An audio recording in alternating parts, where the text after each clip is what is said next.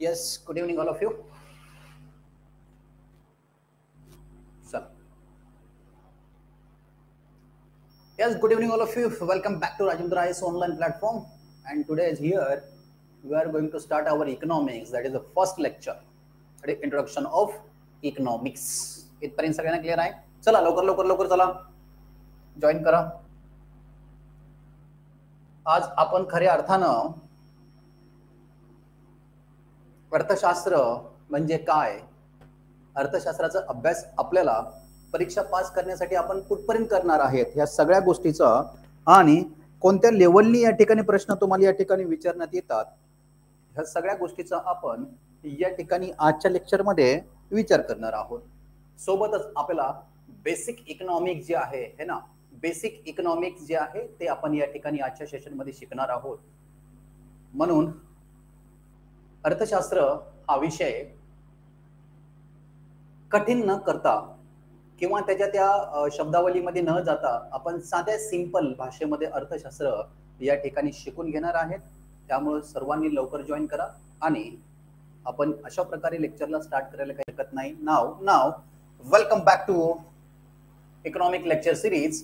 आणि आजचं जे सेशन असणार आहे ते आहे बघा, या ठिकाणी टायटल काय आहे, अर्थशास्त्र परिचय. That means introduction of economic, बरोबर आहे, किंवा इकॉनॉमिक्स म्हणतो आपण त्याला. नाव आजच्या सेशन साठीचा तुमच्यासाठी असणारा जो एक मोटिवेशनल कोट आहे तो मोटिवेशनल कोट काय असणार आहे तुम्ही एकदा तो बघून घ्या ताकी तुम्हाला ही आयडिया येईल.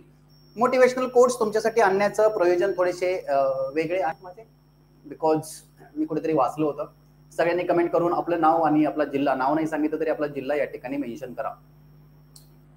सो असं कोणीतरी बोललेलं आहे महान विचारवंतांनी, without motivation the human life is like the piece of ice. क्या मतलब होगा इसका? त्यांनी असं सांगितलेलं आहे, मोटिवेशन जर नसेल आयुष्यामध्ये तर मानवी आयुष्य हे जे बर्फाच्या गोळ्यासारखं आहे. That means the human life is the piece of ice, असं त्याचा मतलब आहे. नाव आजच्या मोटिवेशनल कोट्स जो काही आहे तो बघा काय सांगतो आपल्याला. कुछ लोग ठोकर खाकर बिखर जाते हैं भाई साहब. काय सांगतोय? कुछ लोग ठोकर खाकर बिखर जाते हैं और कुछ लोग ठोकर खाकर इतिहास बनाते हैं, है ना. आता याच्यापैकी तुम्हाला डिसाइड करायचं आहे की काय करायचं. ठोकर खाऊन माणसाने स्वतःचं ध्येय सोडून द्यायचं की ठोकर खाऊन या ठिकाणी आपलं आयुष्याचा इतिहास बनवायचा. हे सर्वस्वी आपल्यावर अवलंबून असतं.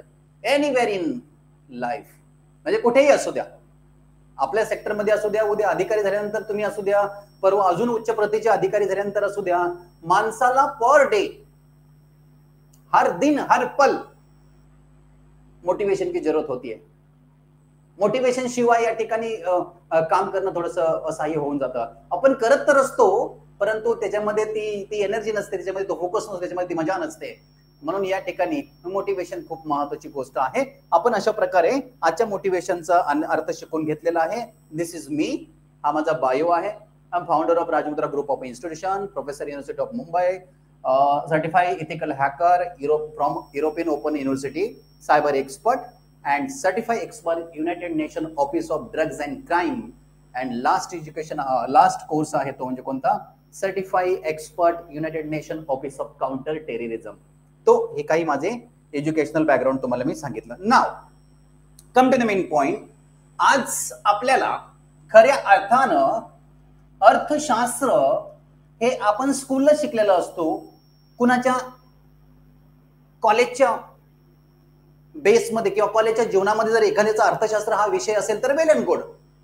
परंतु मी तुम्हाला या ठिकाणी आज अर्थशास्त्र अशा पद्धतीने सोपा करून शिकवणार आहे की इकॉनॉमिकचं बॅकग्राऊंड असणाऱ्या विद्यार्थ्याला तो अजून सोपा जाईल आणि इकॉनॉमिकचे बॅकग्राऊंड नसणाऱ्या विद्यार्थ्यांना असं फिलिंग येईल क्लासच्या शेवटी की आपण काहीतरी वेगळं शिकलो आणि तो इतिहास, तो जो इकॉनॉमिक जो आहे तो आपल्या परमनंटली लक्षात राहील. एकदम अशा पद्धतीने आपण या ठिकाणी इकॉनॉमिक्स या ठिकाणी शिकून घेणार आहोत. सांगायला नको, ज्या विद्यार्थ्यांनी लेक्चरला येत आहेत त्यांनी लाईक करणं गरजेचं आहे, because this is your like is my motivation. तुमचं लाईक, तुमच्या कमेंट्स जे आहेत हे माझं मोटिवेशन आहे, लक्षात ठेवा. तुम्हाला जर असं वाटतंय उत्कृष्टरित्या सरांकडनं आपल्याला काय करून घ्यायचे, कंटेंट्स करून घ्यायचे आणि आपल्याला तिथपर्यंत पोहोचायचं आहे, तर निश्चित तुम्हाला या ठिकाणी एक गोष्ट फॉलो करावी लागेल, ती म्हणजे तुमचे असणारे प्रश्न, any kind of your question, any kind of your queries, any kind of your problems, you must share with me through our official channel. You must, लक्षात ठेवा. आणि तुमचे लाईक और तुमच्या कमेंट्स, मी असा प्रोफेसर आहे की तुमच्या चांगल्या कमेंट्स मला नको आहेत, लक्षात आलं का. चांगल्या जर तुम्हाला वाटत असेल तुम्ही चांगल्या द्या, अदरवाईज फॅक्ट्स अँड फिगर्स तुम्हाला जसं फील होत आहे त्याच्या आधारे तुमच्या कमेंट्स असणं गरजेचं आहे. Okay, so welcome back. Now आता सेशन सुरू होईल. आता हळूहळू आपला मोसम पकडायला लागेल गाडी आणि हळूहळू करता आपण लास्ट पॉइंट पर्यंत पोहोचणार आहे. लक्षात ठेवा, आजच्या सेशनमध्ये आपल्याला या ठिकाणी काय बरं शिकायचं आहे, तर सर आम्हाला आजच्या सेशनमध्ये जसे कंटेंट्स तुम्ही सांगितले त्याच्यामध्ये पहिलं कंटेंट्स आहे अर्थशास्त्र आणि अर्थशास्त्राची कॉन्सेप्ट्स अँड डेफिनेशन. अब क्या मतलब होगा इसका, अब बताओ तो सही, क्या मतलब होगा इसका. The concept of economics end definition end meaning of economics as well as economics branches, अर्थशास्त्राच्या महत्वाच्या शाखा. Clear. Next, there are 2 types of economic branches, that means अर्थशास्त्राच्या 2 शाखा आहेत माय डिअर फ्रेंड्स. त्याच्यापैकी एक जी आहे अर्थशास्त्राची मुख्य शाखा आहे आणि दुसऱ्या इतर म्हणजेच त्याला काय म्हणतो सबस्टिट्यूट ब्रांचेस आहेत. ते आपल्याला हळूहळू आता पुढे बघायचंच आहे. नाव त्यानंतर आपल्याला हे बघायचं आहे समष्टी किंवा बृहद अर्थशास्त्र. त्यानंतर आपल्याला हे बघायचं आहे सूक्ष्म अर्थशास्त्र. त्यानंतर आपल्याला बघायचं आहे अर्थशास्त्राचे महत्व, लास्टला निष्कर्ष आणि लास्टला या ठिकाणी सराव. हा आपल्या आजच्या लेक्चरचा काय आहे, या ठिकाणी अजेंडा आहे. तो तुम्हाला एक गोष्ट समजून आली असेल, what we have learn by today's lecture, तर ते आपल्याला समजून आलंय. आणि सगळ्यांनी नोटबुक, पेन, पेन्सिल आणि आपल्या अभ्यासाच्या मोडमध्ये सगळ्यांनी आलं पाहिजे. नाहीतर कुठेतरी असं लावलंय कानाला फोन, कुठेतरी गाडी चालवत, स्कूटी चालवत फोन ऐकतो किंवा लेक्चर ऐकते, याला काय अर्थ राहणार नाही. मी काय बोलतोय ना तुम्हाला समजणार, तुम्ही काय बोलताना मला समजणार, आणि कुणालाच काय पत्ता नाही.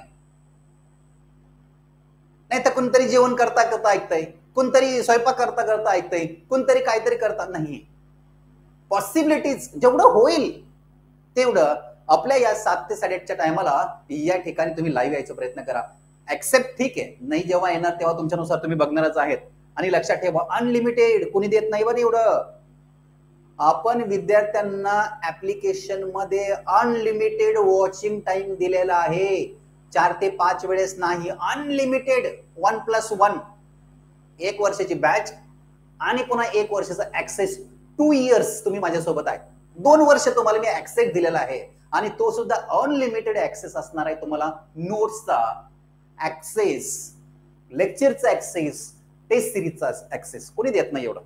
आणि म्हणून मला या ठिकाणी हे सांगायचं आहे की माझी मेहनत, माझी एनर्जी, तुमची मेहनत, तुमची एनर्जी या ठिकाणी कामी लागणं गरजेचं आहे.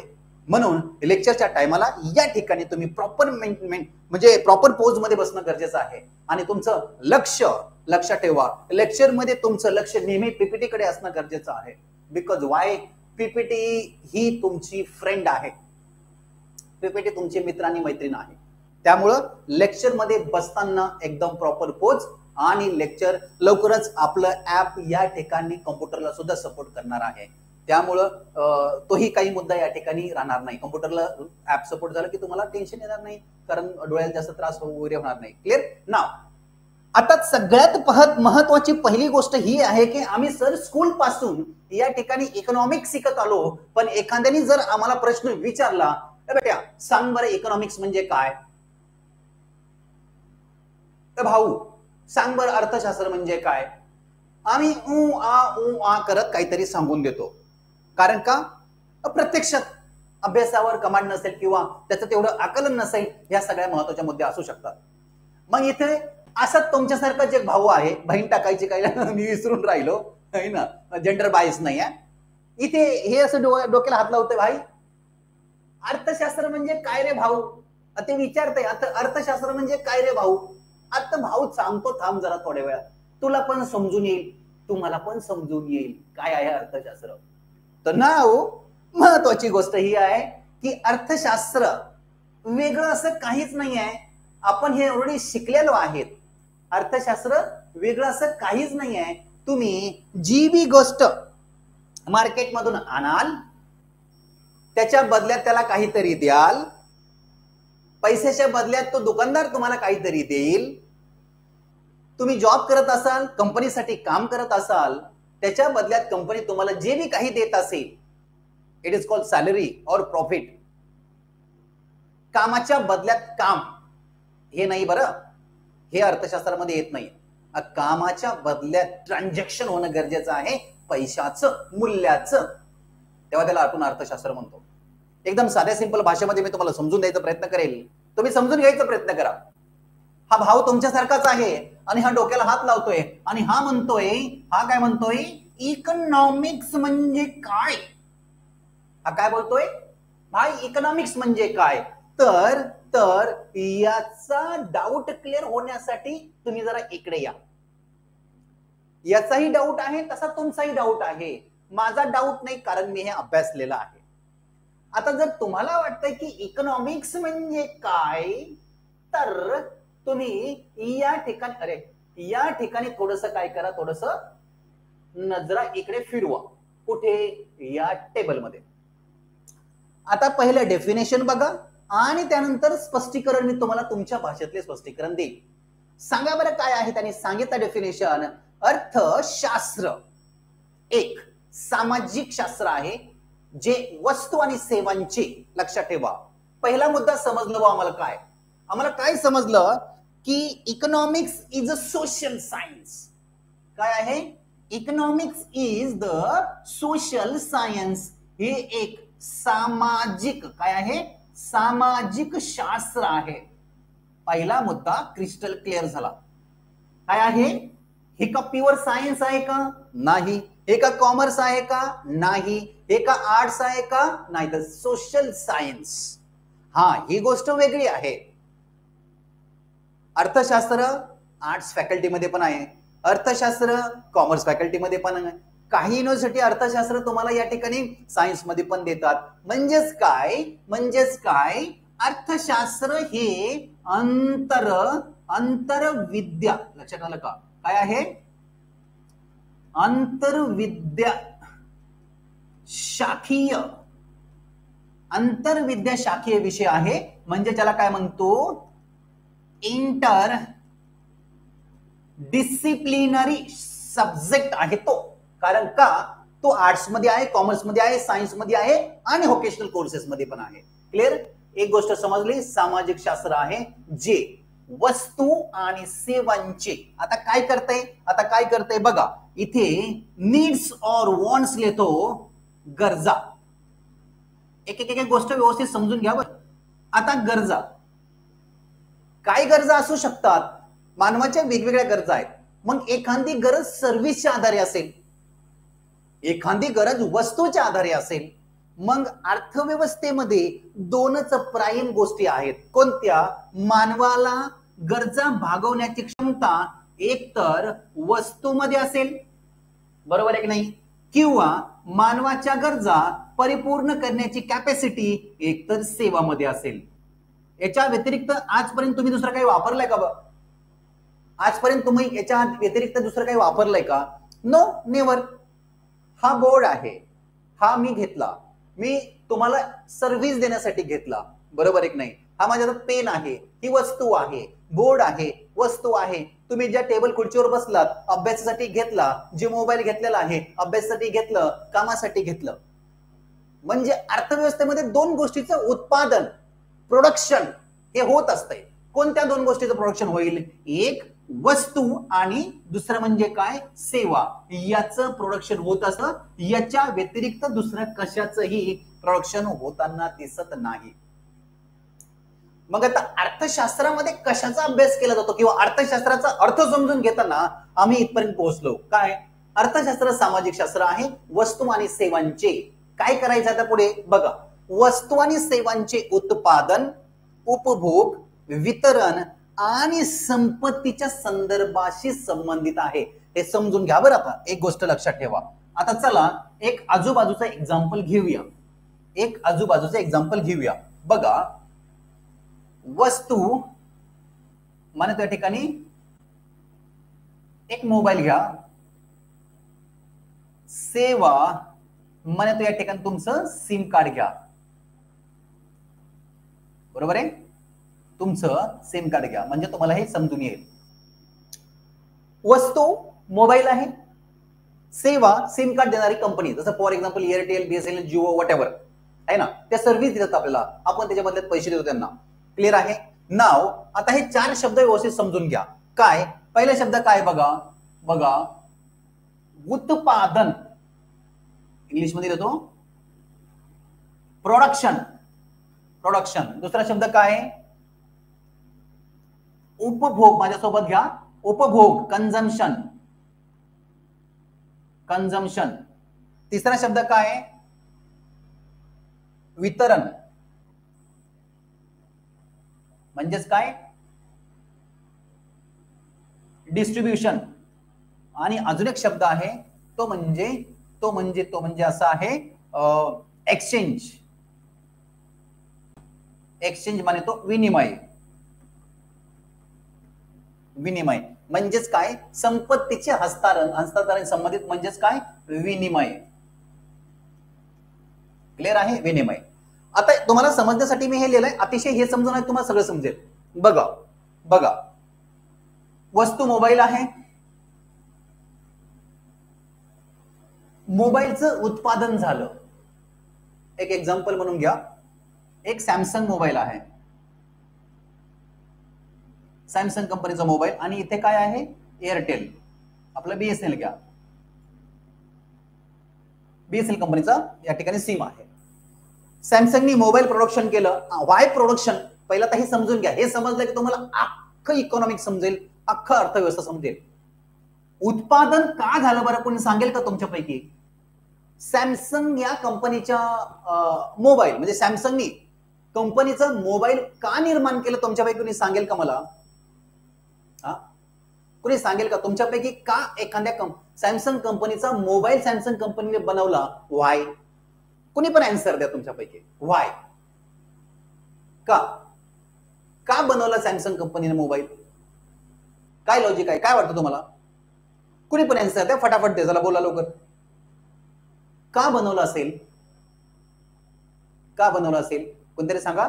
बिकॉज प्रोडक्शन होण्यासाठी एका गोष्टीची गरज असते, ती म्हणजे गरज. Need, want. लक्षात आलं का?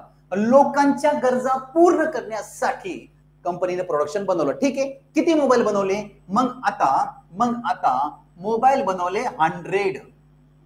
100 पीस बनवले. हे पीस कुणासाठी बनवले?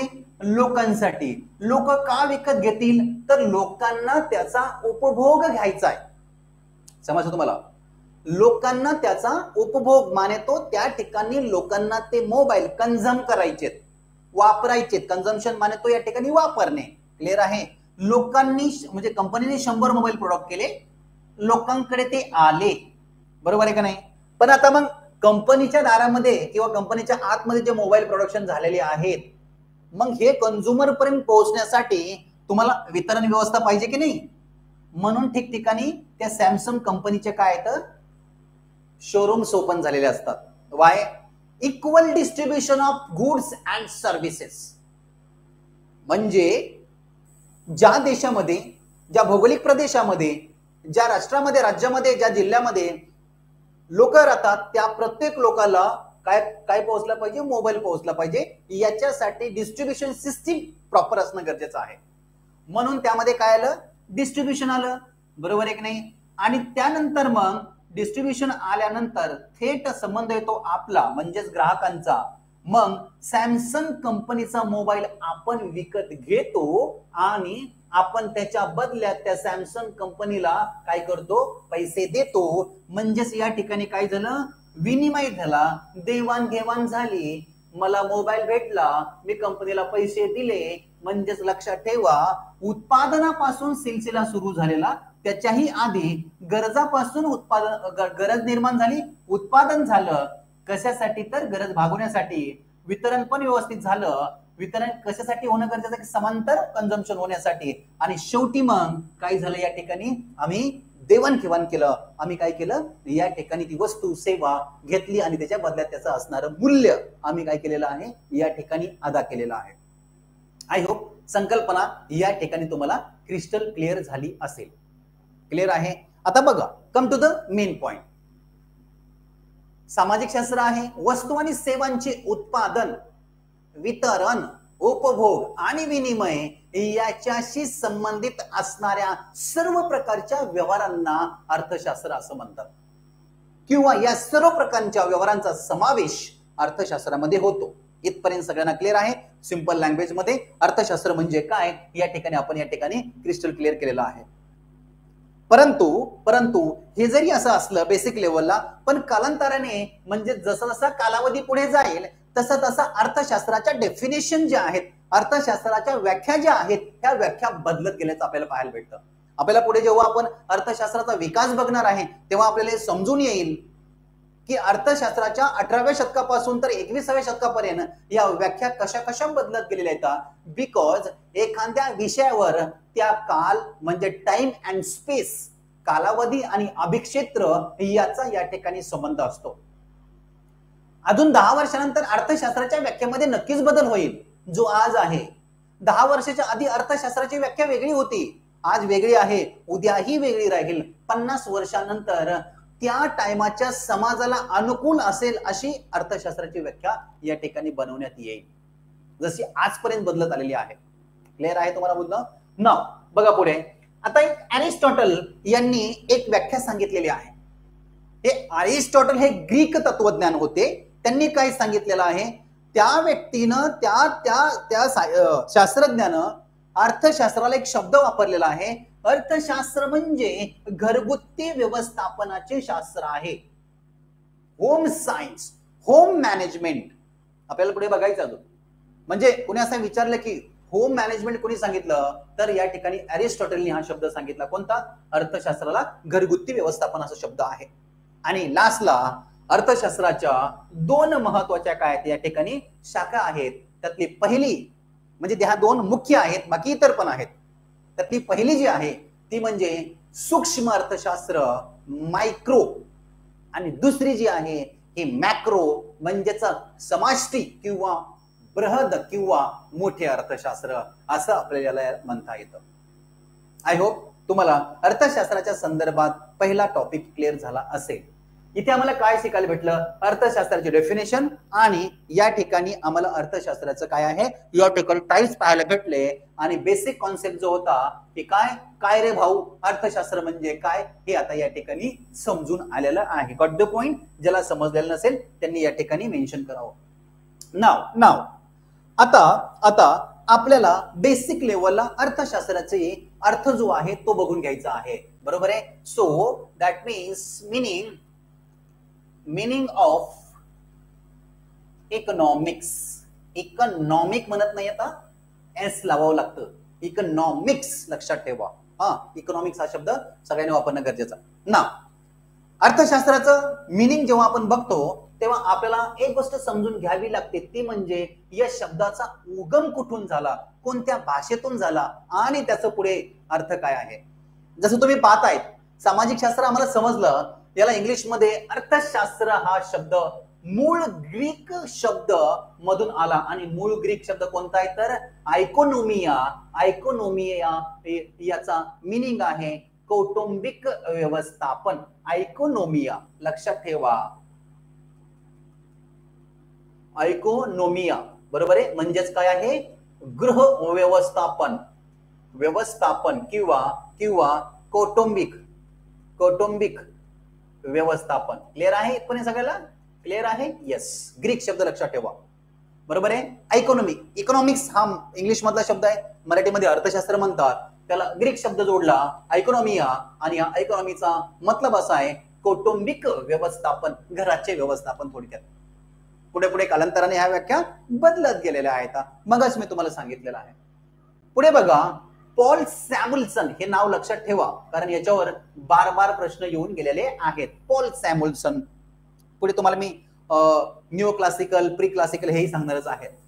पॉल सॅम्युएल्सन यांनी अर्थशास्त्राचे वर्णन सामाजिक शास्त्राची राणी असं केलेलं आहे. लक्षात आलं? सामाजिक शास्त्राची राणी म्हणजेच काय आहे? ए queen of social science. A queen of social science असं कोण बोललं? पॉल सॅम्युएल्सन. क्लिअर आहे? एकदा रिपीट करा. सामाजिक शास्त्राची राणी अर्थशास्त्राला कोणी म्हटलेलं आहे? तर पॉल सॅम्युएल्सन. क्लिअर आहे? यस, क्लिअर आहे. पुढे बघा, अर्थशास्त्र हे मानवाच्या आर्थिक वर्तणुकीच्या अभ्यासाशी निगडित आहे. या शास्त्रातून मानव आपल्या अमर्याद गरजा मर्यादित साधनाद्वारे कशा पूर्ण करतो हे हाताळलेलं आहे, किंवा किंवा किंवा याचं व्यवस्थापन कसं करतो हे सांगितलेलं आहे. क्लिअर आहे? काल मी तुम्हाला एक शब्द सांगितला होता, मानवाच्या गरजा कशात रे? गरजा अमर्याद. काय आहेत? अमर्याद गरजा. संसाधन कसे आहेत रे?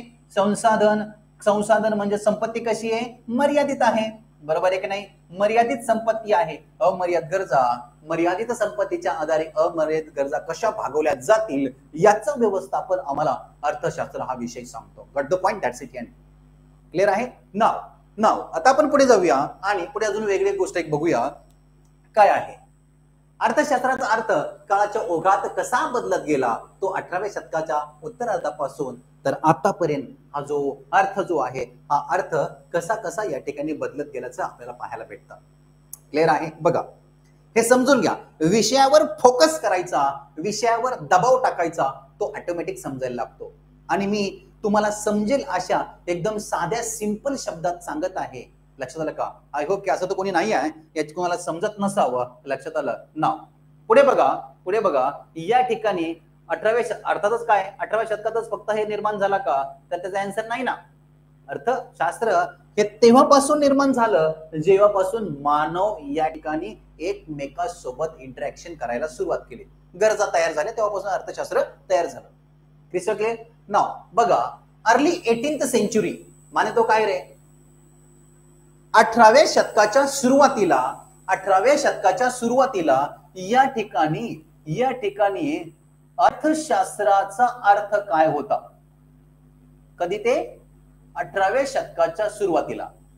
आता काय होता त्यांनी बघा काय सांगितलंय. The science of wealth, economics as a stream that deal with the phenomena of wealth. त्यांनी काय सांगितलंय? 18व्या शतकाच्या अर्ली म्हणजे सुरुवातीला अर्थशास्त्र जे आहे हे अर्थशास्त्र आहे, याला संपत्तीचे शास्त्र. लक्षात आलं? संपत्तीचे शास्त्र असं म्हणायचं. बिकॉज संपत्तीच्या संदर्भात असणाऱ्या जेवढ्या घडामोडी आहेत या सर्व घडामोडीचा अभ्यास या ठिकाणी केला जायचा. म्हणून याला आपण संपत्तीचे शास्त्र म्हणायचो. कधी या ठिकाणी 18व्या शतकाच्या सुरुवातीला. काळ लोटला गेला, कालावधी पुढे सरकला, काळ हळूहळू बदलला आणि 19व्या शतकामध्ये पुन्हा काय झालं? याचा अर्थ जो आहे अर्थ बदलला गेला. 19व्या शतकामध्ये अर्थ बदलला गेला. आधीचं संपत्तीचे शास्त्र आता काय झालेलं आहे? बघा काय झालेलं आहे. The science of scarcity and the choice. काय मतलब बघायचं का? आता हे निवडीचे शास्त्र झालेलं आहे. Science of स्केअरसिटी. स्केअरसिटी म्हणजे त्याला काय? दुर्मिळ. एखादी वस्तू दुर्मिळ असते, स्केअरसिटी असं. निवडीचे शास्त्र झालेलं आहे. काय सांगतो? The economy tries to achieve its goals by using the scarce resources. दुर्मिळ संसाधनाचा वापर करून अर्थव्यवस्था काय करणार आहे? या ठिकाणी प्रयत्न करेल. कशाचे? त्याचे जे काही ध्येय आहे किंवा त्याचे गोल आहे हे गोल साध्य करायचे. लक्षात ठेवा, आधीचं सायन्स ऑफ वेल्थ चेंज झालं science of scarcity and choice. नाव 19व्या शतकाच्या अर्लीमध्ये the science of welfare economics should address welfare of society that divide it into the rich and poor. समजून सांगतो काय इथे. आता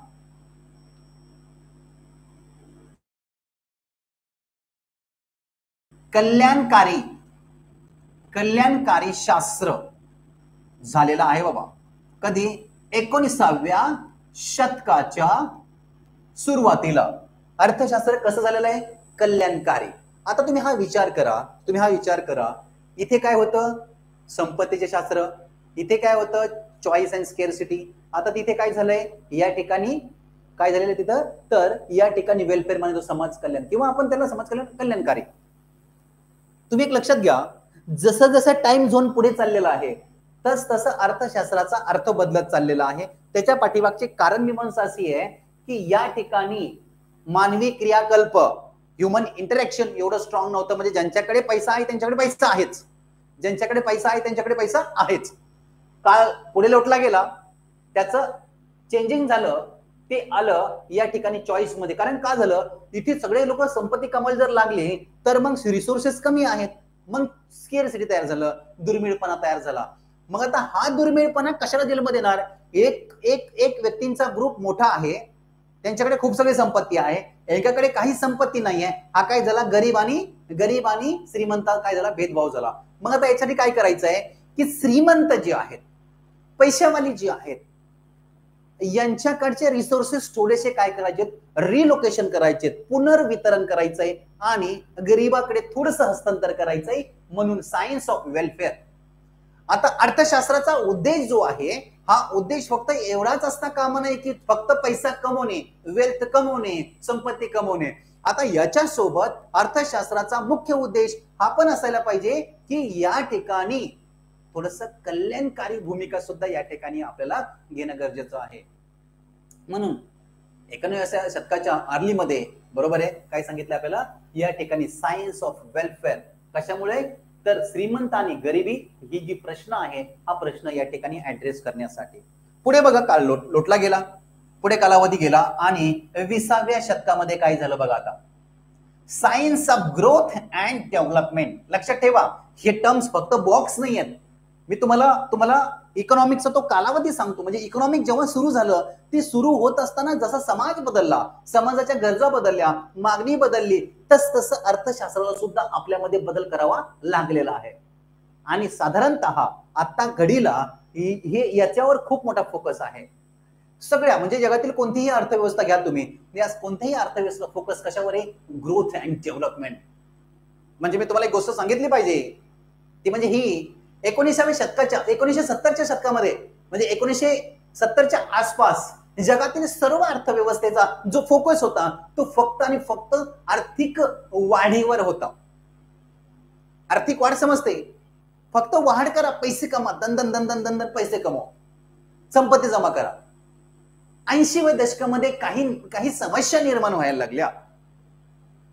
जसं 1980चा कालावधी आला, तसा 84-86 कालावधीमध्ये ब्रुंडलँड कमिशन आलं होतं आणि तेव्हा त्यांना समजायला लागलं की आपण आर्थिक वृद्धी, इकॉनॉमिक ग्रोथ करत चाललेलो आहे, परंतु निसर्गाच्या मोठ्या समस्याला पण आपण जबाबदार असणार आहेत. म्हणून जगाच्या जागतिक पातळीवर वेगवेगळ्या संस्थांनी अग्रीमेंट केले, करार केले, ट्रीटीज केल्या आणि आर्थिक वाढीबरोबर आता आर्थिक विकासावर पण भर दिला पाहिजे, ही संकल्पना जन्माला आली 20व्या शतकामध्ये. लक्षात असू द्या. म्हणजे या ठिकाणी 20व्या शतकामध्ये काय झालेलं आहे? आर्थिक विकासाबरोबर आर्थिक ग्रोथ सुद्धा महत्वाचा आहे. व्हाय? बघा किती छानपैकी सांगितलंय. The economics was no longer limited to the individual use of resources but also in the production and the consumption of commodities over the time. त्याने काय सांगितलेलं आहे? इकॉनॉमिक्स हा फक्त वैयक्तिक व्यक्तीसाठी नाही आहे, इंडिव्हिज्युअल कुटुंबासाठी नाही आहे, but also in the production consumption. स्टार्टिंगचा आठवा, उपभोग, वितरण आणि उत्पादन याच्या संदर्भात सुद्धा तो काय आहे या ठिकाणी कन्सर्न आहे over the time and space. खूप छान प्रकारे सांगितलेलं आहे. आणि मग 20व्या शतकामधून पुन्हा जेव्हा लेट 20 म्हणजेच 21व्या शतकामध्ये जेव्हा आपण येतो तेव्हा आपल्याला एक समजून येतं the science of sustainable development. आता बघा या ठिकाणी काय झालेलं आहे, या ठिकाणी काय झालेलं आहे, इथे संपत्ती कमवली, संसाधन कमी व्हायला लागले म्हणून उपाय आणले, इथे संपत्ती आली, गरिबी श्रीमंती तयार झाली, मग पुढे काय झालं, आर्थिक विकास आणि आर्थिक वाढ करायची होती. आणि हे करत असताना विद्यार्थ्यांना लक्षात ठेवा, हे करत असताना आर्थिक विकास आणि आर्थिक वाढ होत असताना आम्ही अमाप आणि भरमसाठ नैसर्गिक संसाधन एक्स्ट्रॅक्ट केली, एक्सप्लॉइट केली, त्यांचं शोषण केलं, भयंकर लेवलला शोषण केलं. तुम्ही बघताय अलीकडच्या काळामध्ये आपण नैसर्गिक साधन संपत्ती किती एक्स्ट्रॅक्ट करतोय. म्हणजे ज्यांचे गावं डोंगराच्या आसपास असतील, काही लोकांनी डोंगर कोरले, त्याच्यामध्ये शेती बनवली आणि काही लोक डोंगरावर राहायला गेले आणि त्यांना विचारलं असं का रे, आणि त्यांनी सांगितलं ए हवा के झोके, ए हवा के झोके. आम्ही डोंगरावर राहायला गेलो, फार्म हाऊस बांधली गेली, आम्ही निसर्गाच्या नियमाच्या विरुद्ध वागलो, एका दिवसात दणक्यात लँडस्लायडिंग झालं आणि फिनिश झालं. तुम्ही पाहिला असतील व्हिडिओ, उत्तराखंडला, हिमाचल प्रदेशामध्ये हॉटेलचे हॉटेल पडतात. वाय बिकॉज आम्ही एक्स्ट्रॅक्ट केलं, आम्ही शोषण केलं, निसर्गाचं शोषण केलं. कशासाठी, आमच्या अमर्यादित गरजा भागवण्यासाठी भयंकर निसर्गाचं शोषण केलं. आणि पुन्हा काय झालं, मग तुम्हाला सांगितलं मी, पुन्हा काय झालं, 70च्या दशकामध्ये जगाच्या मोठ्या व्यासपीठावर प्रश्न तयार झाला. आणि ज्या पद्धतीने आम्ही नैसर्गिक साधन संपत्ती वापरतोय, ज्या पद्धतीने आम्ही या ठिकाणी नैसर्गिक साधन संपत्ती एक्स्ट्रॅक्ट करतोय, याचा जर रेट असाच जर राहिला तर लवकरच पृथ्वीला म्हणजेच या अर्थला, संबंध मानव जातीला खूप मोठ्या प्रश्नाला सामोरे जावं लागणार आहे.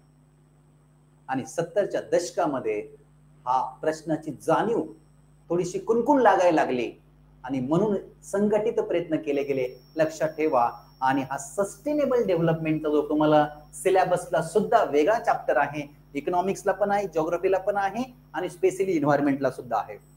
आता सर आम्हाला आर्थिक विकास नाही करायचा आहे, आम्हाला फक्त आर्थिक वृद्धी नाही करायची आहे.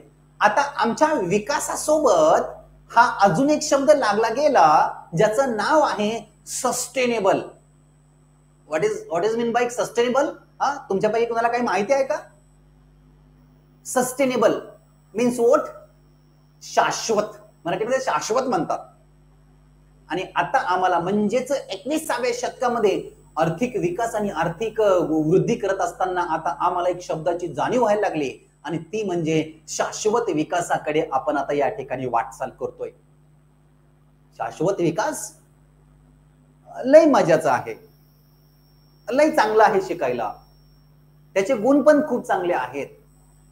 आणि आज जगामध्ये सर्व विकसित राष्ट्रांनी, सर्व अविकसित राष्ट्रांनी आणि सर्व विकसनशील राष्ट्रांनी हे या ठिकाणी मान्य केलेलं आहे की शाश्वत विकासाची कास धरून आता आपल्याला पुढे जावं लागणार आहे. शाश्वत विकास हाच मानव जातीला या ठिकाणी वाचवू शकतो. आणि मग पर्यायानं शाश्वत विकास म्हणजे काय, शाश्वत विकास म्हणजे काय हे आम्हाला विद्यार्थ्यांना आणि आम्ही उद्याचे आम्ही अधिकारी, जबाबदार अधिकारी हे बनत असताना आम्हाला हे समजून घ्यावं लागतं की शाश्वत विकास म्हणजे काय. 21व्या शतकामध्ये इकॉनॉमिकचा डेफिनेशन मिनिंग चेंज झाला. The science of sustainable development म्हणजे काय झालं रे, म्हणजे काय झालं. मग आता शाश्वत विकासाचे डेफिनेशन करताना एका लाईन मध्ये सांगतो आणि आपण पुढे जाऊया. शाश्वत विकास म्हणजे हा असा विकास आहे की सध्याच्या पिढ्यांच्या गरजा भागवून पुढील पिढ्यांच्या गरजा भागवण्यासाठी आपण संसाधने संवर्धन करून ठेवणे. आपला विकास करत असताना भविष्यातील पिढ्यांचा विचार करून त्यांच्यासाठी नैसर्गिक साधन संपत्तीचं जतन करणे याला शाश्वत विकास म्हणतो, याला चिरंतन विकास म्हणतो. ही सस्टेनेबल डेव्हलपमेंटची डेफिनेशन आहे. मग आता मला तुम्हीच सांगा की आता आपण इथे येऊन थांबलेलो आहे 21व्या शतकामध्ये. शाश्वत, लक्षात ठेवा, शाश्वत विकास इथपर्यंत आपण येऊन थांबलो. आणि या अर्थशास्त्राची सुरुवातीची डेफिनेशन काय होती बघा, सुरुवातीचा अर्थ काय होता बघा, ते तेव्हा फक्त संपत्तीचे शास्त्र होतं. आता संपत्तीचे शास्त्र राहिलं नाही. आता कशाचं शास्त्र झालंय, तर शाश्वत विकासाचं शास्त्र झालंय. त्याचं कारण असं आहे की आधीच्या कालावधीमध्ये आम्ही विकास आणि ग्रोथ करत असताना मोठ्या प्रमाणावर या ठिकाणी नैसर्गिक साधन संपत्ती लुटली गेली आणि आता नैसर्गिक प्रश्न तयार झाले. म्हणून आम्ही टर्म बदलला, त्याचा अर्थ बदलला आणि याचा अर्थ काय ठेवला, आता शाश्वत विकास आम्हाला करायचा आहे. अजून 10 वर्षांनी त्याच्यामध्ये अजून चेंजेस होईल. 10 वर्षांनी असाही त्याचा मिनिंग बदलेल की ग्रीन इकॉनॉमी तर आता आहेच, ग्रीन इकॉनॉमिक्स, हिरवेगार अर्थशास्त्र असं त्याचा मिनिंग आहे का, हिरवेगार नाहीये. ग्रीन म्हणजेच काय, तुम्ही तुमच्या गरजा भागवा परंतु या अर्थचं संरक्षण करा. बघा आपण काय सांगितलंय, economy try to address the use of limited resources wisely and efficiently without the disturbing needs of the future generation. त्यांनी तेच सांगितलं. आताच्या पिढ्यांना ऐका, आताच्या पिढ्यांना असा विकास करणं गरजेचं आहे की तुमच्या गरजा भागून घ्या आणि पुढच्या पिढ्याला सुद्धा गरजा भागवण्यासाठी हे जे संसाधन आहेत, हे संसाधन या ठिकाणी तुम्ही त्यांच्यासाठी पण संवर्धन केले पाहिजे, असा हा अर्थशास्त्राचा मिनिंग आपण पाहिलेला आहे. आणि म्हणून मला असं म्हणावंसं वाटतं की 18व्या शतकापासून सुरू झालेला या अर्थशास्त्राचा अर्थ 21व्या शतकापर्यंत आपण शिकलेलो आहे. आणि वन्स मोर एकदा तुमच्या रिव्हिजनसाठी एकदा बोलून दाखवतो. बघा, संपत्तीचे शास्त्र, दुर्मिळतेचे आणि निवडीचे शास्त्र, त्यानंतर आहे कल्याणकारी शास्त्र, त्यानंतर आहे विकासाचे आणि वृद्धीचे शास्त्र, आणि लास्टला काय आलेलं आहे, तर या ठिकाणी शाश्वत विकासाचे शास्त्र, असा हा अर्थशास्त्राचा जो काही अर्थ आहे तो अर्थ आम्ही आतापर्यंत या ठिकाणी शिकून घेतलेला आहे. आणि मला याची खात्री आहे, मला याची जाणीव आहे, माझं लेक्चर जे मुलं बघत असतील, ज्या ठिकाणी बघत असतील, त्यांना आतापर्यंत शिकवलेला सगळ्या गोष्टी या ठिकाणी क्रिस्टल क्लिअर होत असतील. आणि म्हणून प्रोफेसर सुशेन ओळखला जातो. अवघड विषयाला सोपं करून कसं सांगता येईल, मुलांच्या डोक्यामध्ये कसं उतरवता येईल, आणि मग मुलांच्या डोक्यामध्ये उतरलेला सब्जेक्ट या ठिकाणी मुलांच्या हातातून परीक्षेच्या दिवशी पेपरवर उतरतो. लक्षात ठेवा. चला, नाव नेक्स्ट आता आपण हे बघूया. आता ऍक्च्युली आपण ते बघितलेलंच आहेत, है ना, ते त्याच्या नोट्स आहेत 19व्या शतकाच्या पूर्वार्धात वगैरे वगैरे. संपत्तीचे शास्त्र 19व्या शतकामध्ये त्याचं काय झालं, तर त्याचं कल्याणकारी विज्ञान झालं. त्याच्यानंतर पुन्हा तिसरं मर्यादित आणि निवडीचे विज्ञान झालेलं, ते आपण डिस्कशन मध्ये आणलेलं आहे. त्यानंतर पुन्हा वाढ आणि विकासाचे विज्ञान तयार झालं. त्यानंतर पुन्हा शाश्वत विकास काय झाला या ठिकाणी तयार झालं. तो त्याचे काय ते मिनिंग दिलेले आहेत. नाव आता आपल्याला नेक्स्ट मला एक मुद्दा या ठिकाणी डिस्कस करायचा आहे, तो म्हणजे काय, मग आता ते स्टार्टिंगचा जो भाऊ, त्याला अर्थशास्त्राचा जो काही माहित नव्हतं, बरोबर आहे, मग आता त्याला माहित झालं, तुमच्यासारखाच आहे तो पण. मग आता यांना माहित असताना अर्थशास्त्राचा अर्थ, डेफिनेशन वगैरे समजल्या. आता टाइम येऊन ठेपलेला आहे. अर्थशास्त्राचा विकास कसा होत गेला हे या ठिकाणी आपण बघितलं पाहिजे. अर्थशास्त्राचं जे डेव्हलपमेंट आहे, हे डेव्हलपमेंट कसं झालं हे आपण या ठिकाणी सगळ्यांनी बघून घेतलं पाहिजे. आणि म्हणून लक्षात ठेवा, अर्थशास्त्राचे विकास कसा होत आलेला आहे याची मी तुम्हाला एक टाइमलाईन, एक कालावधी दिलेला आहे, एक टाइमलाईन सांगितलेली आहे. आणि ही जी टाइमलाईन आहे, ही टाइमलाईन अशी झालेली आहे आणि अर्थशास्त्राचा विकास असा झालेला आहे. पहिला बघा, या इमेज मध्ये तुम्हाला एक गोष्ट दिसत असेल, ती म्हणजे ही जी व्यक्ती आहेत, अविकसित मानव होते, बरोबर आहे. एवढ्या आर्थिक क्रिया विकसित झाल्या होत्या का, नाही. प्रिमेटिव्ह म्हणजे प्राचीन कालावधी, आधी मानव कालावधीमध्ये काय हे लोक राहत होते. म्हणजे अर्थातच यांच्या गरजा, यांच्याकडे असणारे रिसोर्सेस, यांचं नॉलेज कमी असेल, यांचं नॉलेज काय असणार आहे, कमी असणार आहे. म्हणजेच लक्षात ठेवा, जेव्हा मानव पृथ्वी तलावर आला, मानव गटागटाने राहायला लागला, एकमेकावर ट्रान्झॅक्शन करायला लागला, तेव्हापासून अर्थशास्त्राचा जन्म झाला. आदिमानव.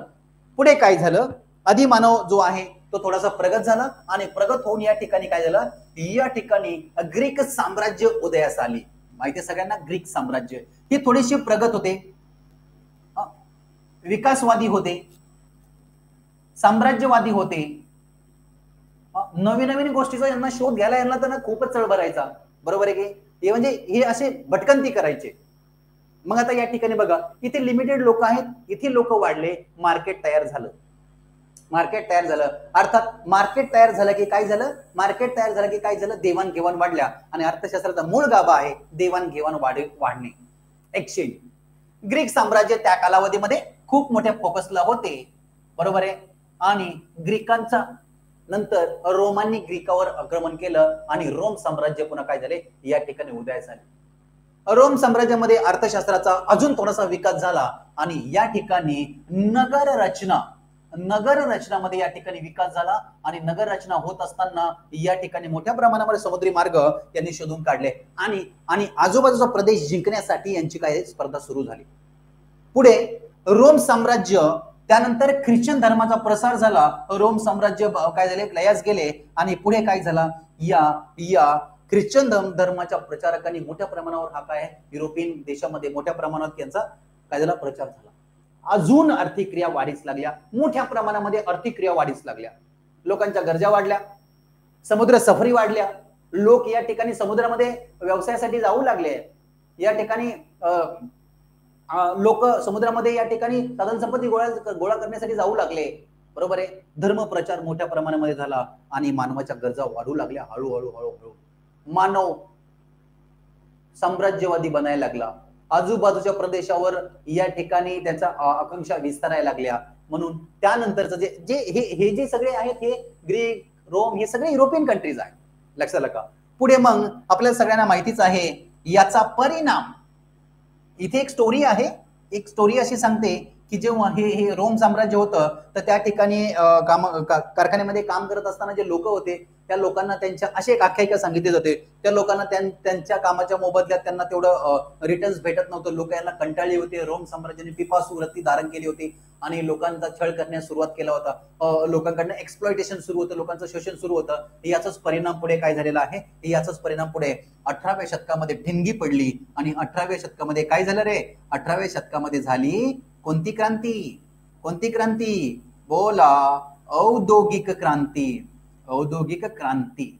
आणि मग खऱ्या अर्थानं काय झालं, खऱ्या अर्थानं जगाचं अर्थशास्त्र झपाट्याने वाढायला सुरुवात केली. जगाचं अर्थशास्त्र मोठ्या स्पीडने धावायला लागलं. औद्योगिक क्रांती झाली, कुठे झाली तर युरोपमध्ये झाली. औद्योगिक क्रांती झाली तर कुठे झाली तर युरोपमध्ये झाली.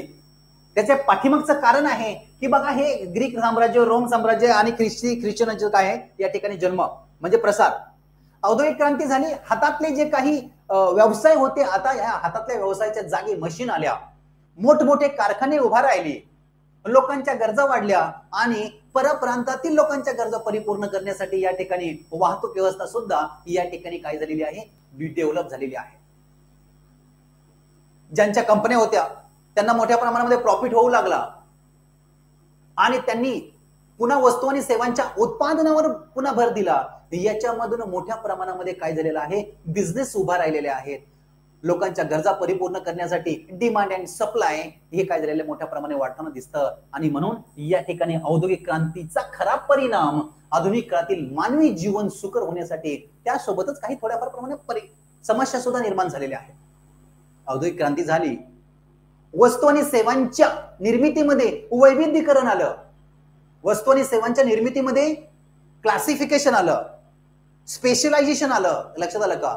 आणि हे स्पेशलायझेशन आणता आणता आणता आणता कोणतं शतक उजाडलं, 21वे शतक उजाडलं. आणि 21व्या शतकामध्ये काय झालं रे, पुन्हा औद्योगिक क्रांतीचा बदल झाला. आणि या ठिकाणी कोणती क्रांती झाली, डिजिटल क्रांती झाली. आणि डिजिटल क्रांती झाल्यामुळे अर्थशास्त्र आणि त्याचा वेग अजूनच मोठ्या प्रमाणामध्ये वाढताना दिसतो. एक गोष्ट बघितली, अर्थशास्त्र आदिम मानवापासून सुरू झालं आणि आज तुमच्या आणि माझ्यापर्यंत येऊन ठेपलं. मी मुंबईवरून तुम्हाला लेक्चर देतो, तुम्ही तुमच्या घरी बसून लेक्चर ऐकता.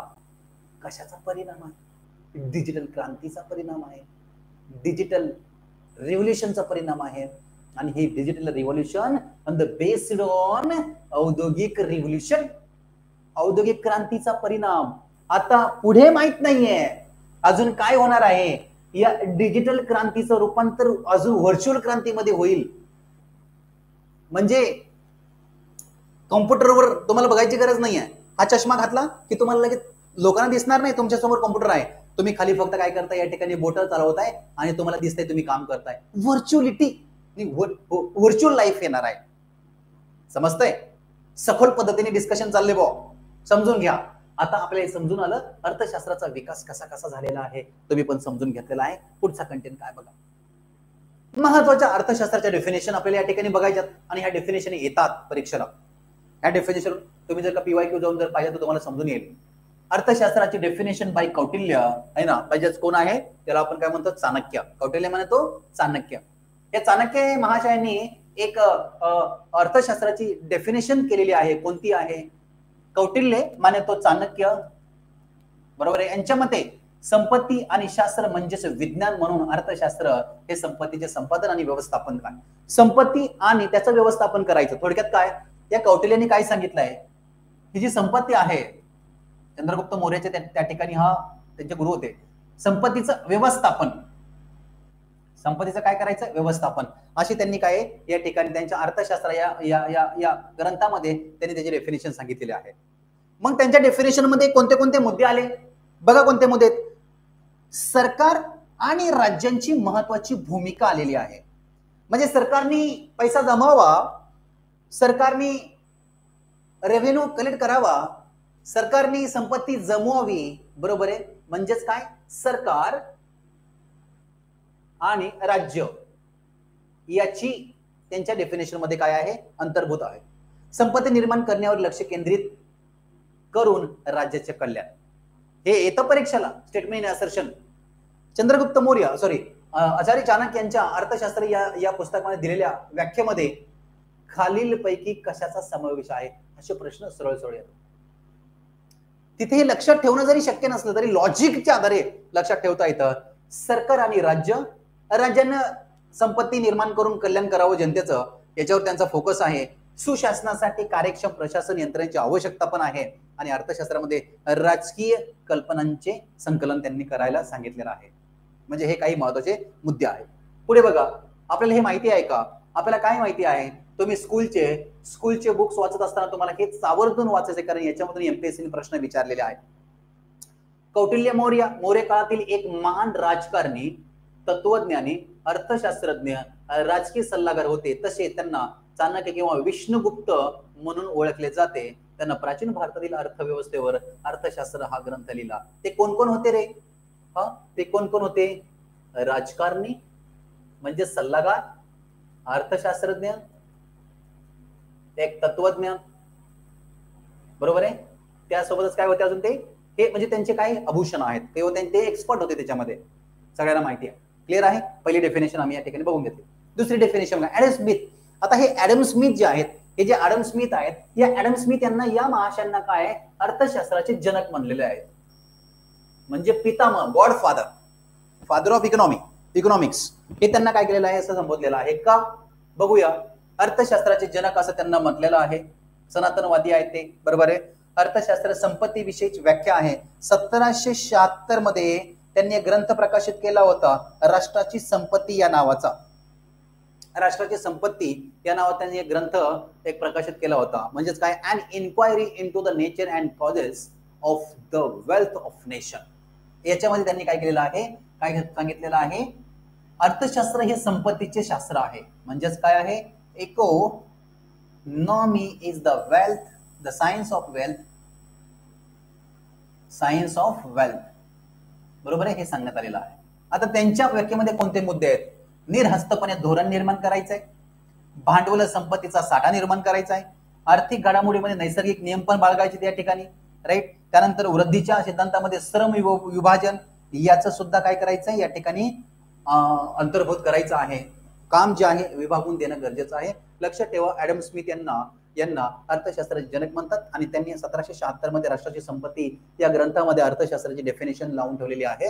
आणि ती डेफिनेशन काय सांगते, अर्थशास्त्र हे संपत्तीचे शास्त्र आहे, अशी डेफिनेशन या ठिकाणी आपल्याला समजून येते. नेक्स्ट वाला आहे प्राध्यापक अल्फ्रेड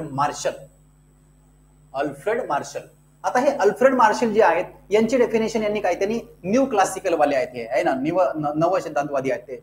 अर्थशास्त्राची मूल तत्त्वे, प्रिन्सिपल्स ऑफ इकॉनॉमी, आधी काय होता राष्ट्राची संपत्ती, यांनी काय आहे प्रिन्सिपल्स ऑफ इकॉनॉमी हा 1890 मध्ये हा ग्रंथ प्रस्थापित केलेला आहे.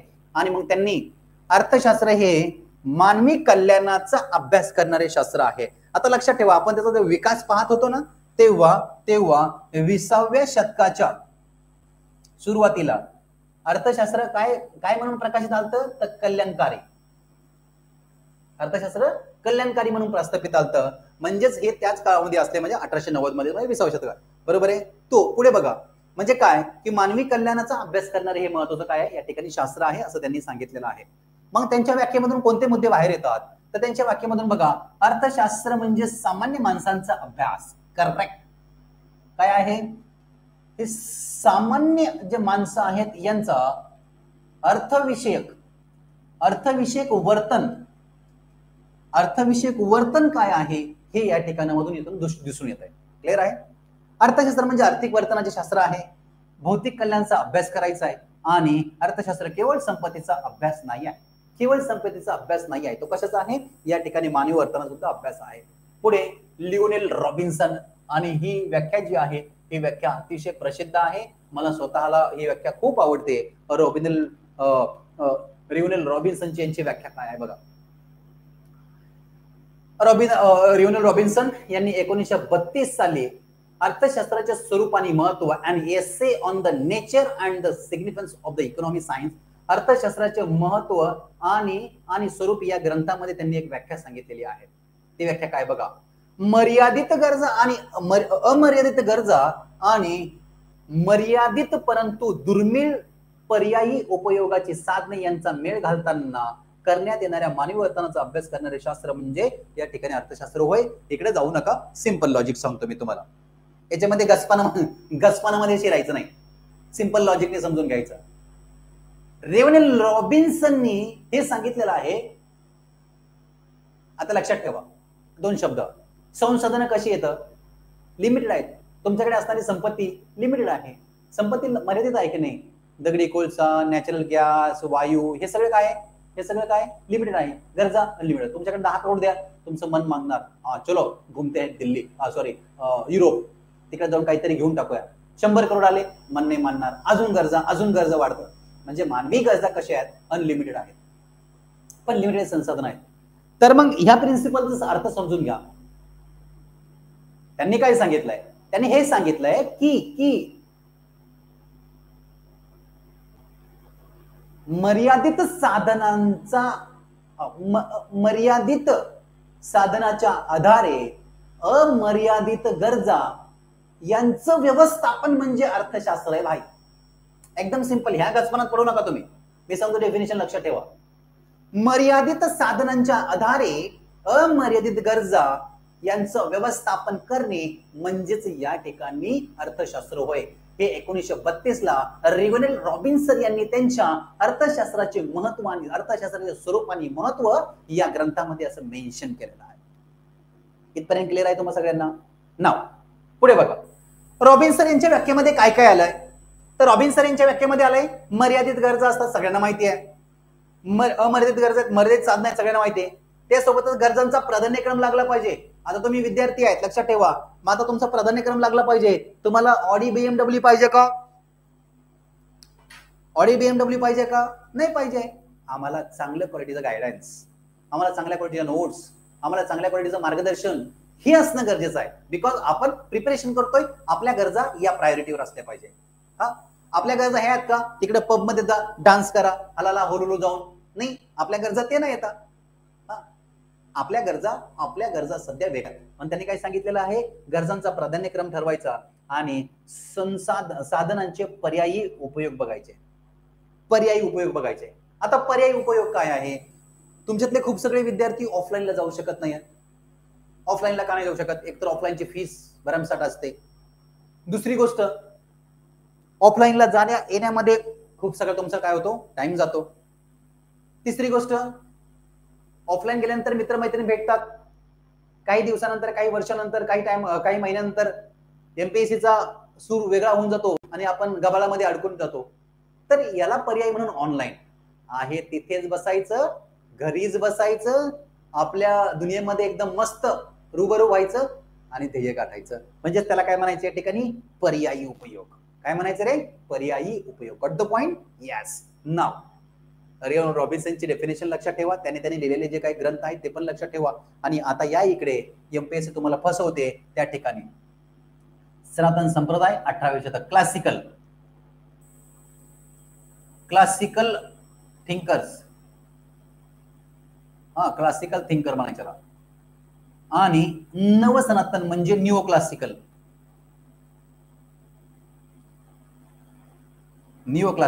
बरोबर आहे. 19व्या 20व्या शतकात. क्लिअर आहे. आधुनिक संप्रदाय म्हणजेच काय?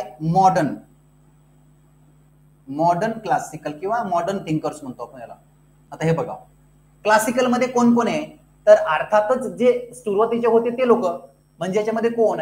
ऍडम स्मिथ आला, डेव्हिड रिकॉर्डो आला, जे.एम. मिल आला, टी.आर. माल्थस आला. बरोबर आहे की नाही? हे कोण आहेत? तर हे क्लासिकल म्हणजे जुन्या परंपराचे आहेत, है ना. न्यू क्लासिकल मध्ये कोण कोण आला? Alfred Marshall, AC. पिंगू आला. पिंगू, काही नाव आहे बघा त्याचं. पिंगू त्याचं नाव काय बघा? त्या शास्त्रज्ञाचं नाव काय? पिंगू. आणि म्हणून आपल्याकडे एका मूवी मध्ये एक गाणं आलं. कोणतं गाणं आहे? तुम्ही पाहिलं असेल का? ते पिंगा ग पोरी, पिंगा ग पोरी. ते ऐकलंय का तुम्ही? बाजीराव मस्तानी मूवी पाहिलाय का? मूवी बघत जाओ, घरी बघत जाओ. लक्षात आलं? चला पुढे. पिंगो, आयर्विन आणि फिशर हे वाले. आणि आधुनिक मधले कोण आहेत? आधुनिक मधले जे.एम. केन्स. केन्स खूप महत्वाचा आहे, लक्षात ठेवा. भाई अधिकारी बनण्यासाठी केन्स लय महत्वाचा आहे आणि त्याच्यावर लय प्रश्न येतात. केन्स, लिओनार्ड रॉबिन्सन, पॉल सॅम्युएल्सन हे काही महत्वाचे आहेत. लक्षात आलं? हे सगळे लक्षात असू द्या. आणि या ठिकाणी मी थोडा बाजूला होतो, त्याचा स्क्रीनशॉट तुम्ही घेऊ शकता. लक्षात ठेवा, बिकॉज हे याच्यावर प्रश्न येतात म्हणजे येतातच. क्लिअर आहे? चला, इथपर्यंत आम्हाला या ठिकाणी सगळ्यांना समजलेलं आहे. नाव अर्थशास्त्राच्या शाखा. आता आपल्याला अर्थशास्त्राच्या शाखा काय येतात ते या ठिकाणी समजून घ्यायचं आहे. ब्रँचेस बघा, मेन ब्रँचेस आहेत दोन. एक म्हणजे काय आहे या ठिकाणी जर तुम्ही पाहिलं सूक्ष्म अर्थशास्त्र.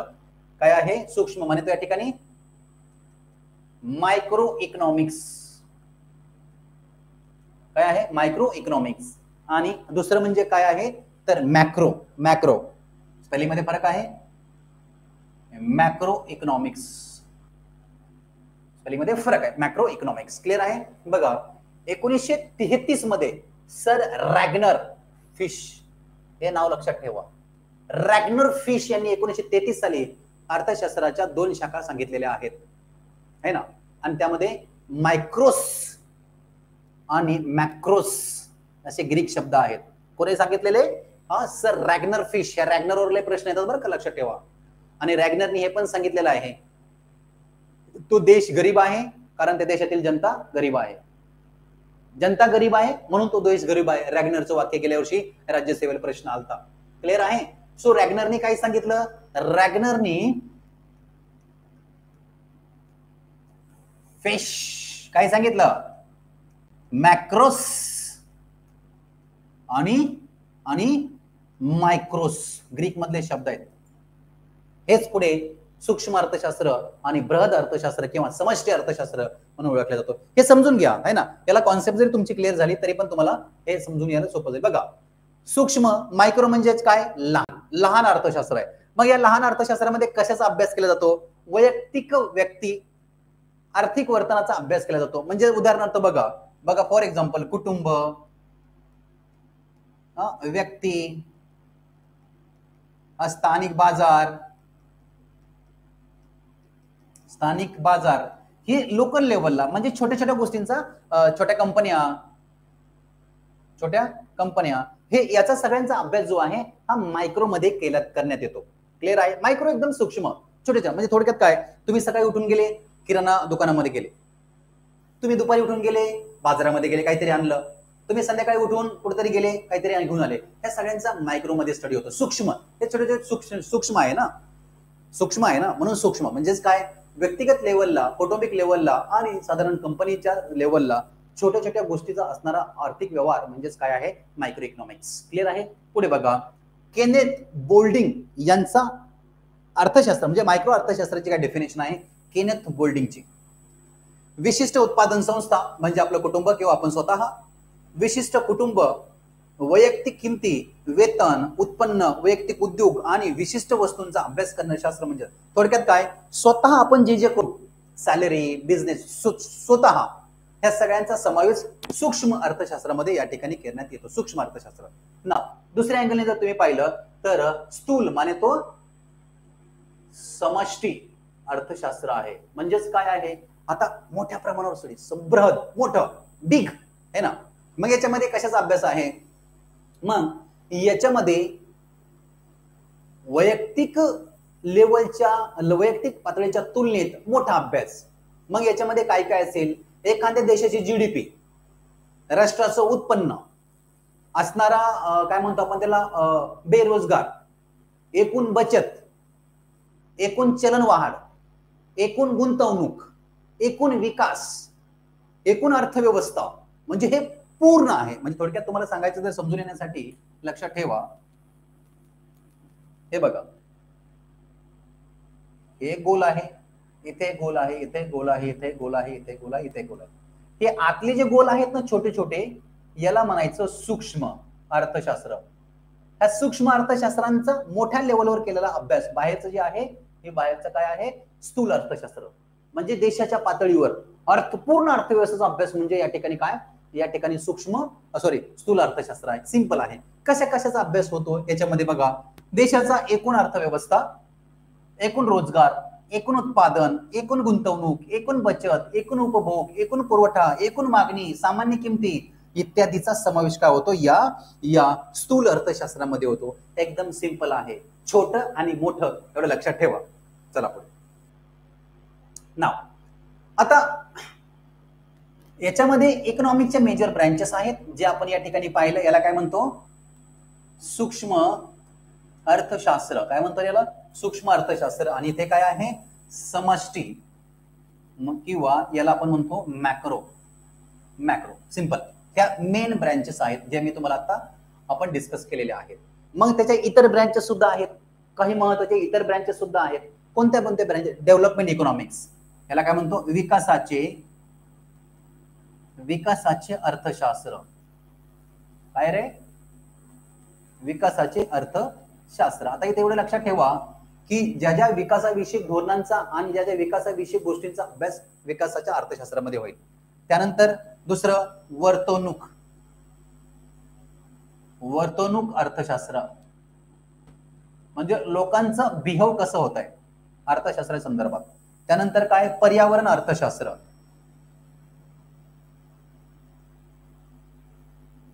बघा, एन्व्हायरमेंटल इकॉनॉमिक्स. त्यानंतर एनर्जी, ऊर्जा विषयक अर्थशास्त्र.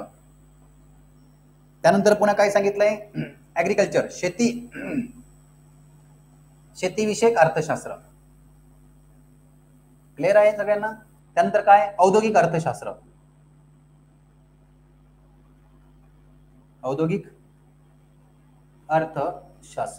क्लिअर आहे सगळ्यांना. बघा, तुम्ही म्हणजे जे कोणी एम ए इकॉनॉमिक्स वगैरे वगैरे याच्यामध्ये कोणी शिक्षण घेत असेल तर त्यांना हे अदर ब्रँचेस आहेत. आपल्याला स्पर्धा परीक्षेसाठी आपल्याला ह्या 2 ब्रँचेस आहेत आणि ह्या 2 ब्रँचेस पैकी आपल्याला हे जे आहे ना समष्टी अर्थशास्त्र, याचा आपल्याला सखोल अभ्यास आहे. याचा बाकीच्यांचा आपल्याला अभ्यास नाही आहे. जे मेन्सला घेतात ना ऑप्शनल सब्जेक्ट वगैरे, त्यांना याचा अभ्यास आहे. आपल्याला कशावर फोकस करायचा आहे, मॅक्रो इकॉनॉमिक्स आणि एक बृहत मोठे अर्थशास्त्र. गरिबी कशी आहे, बेरोजगारी कशी आहे, दारिद्र्य कसं आहे, राष्ट्राचे एकूण उत्पन्न किती आहे, तुमचं जीडीपी कसं आहे, राष्ट्राचं उत्पन्न काय आहे, एकूण बचत किती आहे, हे याचा अभ्यास आपल्याला इथे करायचा आहे. क्लिअर आहे. चला पुढे.